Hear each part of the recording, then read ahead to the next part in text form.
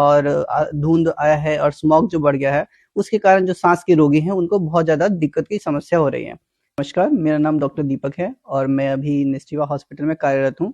अभी जैसे ये सर्दियों का जो महीना चल रहा है और अचानक से इस मंथ दिसंबर आते ही सर्दियाँ बहुत ज़्यादा बढ़ गई हैं। तो इससे जुड़ी कुछ-कुछ समस्याएँ आ रही है लोगों में, जिसका लगातार हमको केसेस देखने को मिल रहा है। तो आज मैं आप लोगों को सर्दी में जो लोग समस्या फेस कर रहे हैं और जो मरीजों की संख्या बढ़ रही है, उसके बारे में मैं बताना चाहूँगा।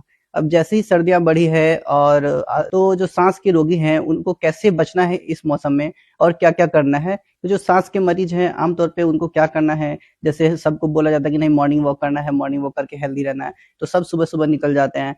तो आपको सबसे पहले ये चीज़ करनी है कि ठीक है, no doubt morning walk healthy है, लेकिन आप अपनी सराउंडिंग्स को देखिए और जिस हिसाब से अभी कंडीशन है, जो इतना पॉल्यूशन का लेवल अभी बढ़ा हुआ है, तो कोशिश करना है कि अपने आप को इंडोर में ही रखने के लिए घर से कम बाहर निकलिए, सुबह कम बाहर निकलिए, क्योंकि जो एक पैटर्न होता है हमारे शरीर में जिसमें आपको एक आइडिया होगा कि जो कॉर्टिसोल होता है वो स्ट्रेस हार्मोन होता है और सुबह के समय वो जनरली बढ़ा हुआ रहता है। तो कॉर्टिसोल के बढ़ते लेवल के कारण अगर आप सुबह-सुबह वॉक पर चले जाते हैं, तो कॉर्टिसोल का लेवल बढ़ा है और आपके बीपी को बढ़ा देता है।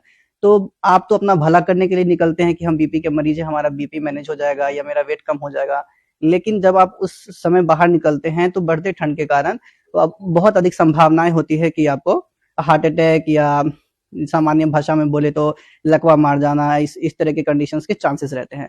तो इस तरह की दुर्घटना से बचने के लिए आपको कोशिश करनी है कि घर में ही रहना है, गर्म कपड़े पहनिए और विशेष तौर पे जो सांस के मरीज हैं वो घर में रहेंगे, बाहर निकलेंगे तो मास्क का प्रयोग करना है।